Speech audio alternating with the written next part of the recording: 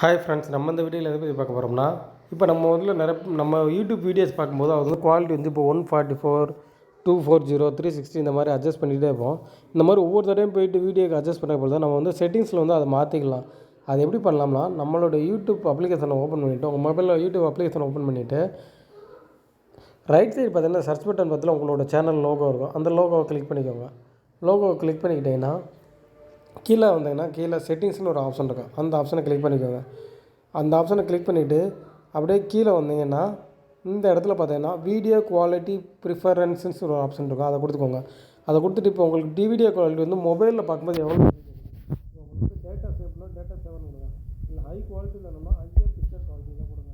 இல்லை automatic YouTube connection பண்ணணும்னா ஆட்டோன்னு கொடுங்க. இதே நீங்கள் ஒய்ஃபைல பார்க்கும்போது உங்களுக்கு ஃபுல்லாக வேணும்னு நினச்சேன்னா ஹை பிக்சர் குவாலிட்டி தான் கொடுத்துருங்க. உங்களுக்கு இதில் எந்த ஆப்ஷன் வேணுமோ ஒன்று கொடுத்துட்டீங்கன்னா நீங்கள் ஒவ்வொரு தடையும் போய் மாற்ற தேவையில்ல. ரேண்டமாக இதுவே செட் ஆகிக்கிறோம். இந்த ஆப்ஷனை பயன்படுத்தி உங்கள் யூடியூப்பில் வந்து டேட்டாவை நிறையா சேவ் பண்ணிக்கலாம். தேவையில்லாமல் போகிற டேட்டா வந்து தவிர்த்துக்கலாம்.